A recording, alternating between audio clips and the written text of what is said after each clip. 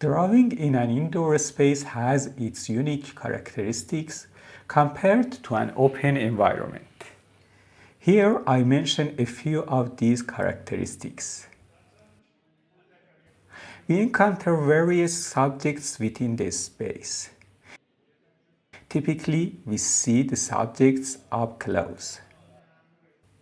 We face diverse human figures. However, if our main subject is human figures, we encounter the exciting challenge of their constant movement. Various artificial lights are scattered in this space. Usually, there is less natural light in this space, and sometimes there is no trace of natural light. Typically, due to the variety of artificial lights and their different directions of illumination, the contrast and sharp boundary between light and shadow are less visible in the overall space.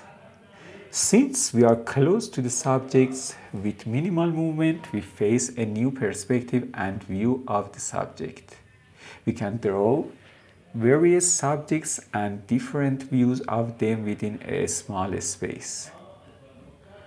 I am sitting in the Grand Bazaar of Isfahan in Isfahan, drawing from this covered space. The small and beautiful pool in this area adds freshness and vitality to the space and beauty to my drawing.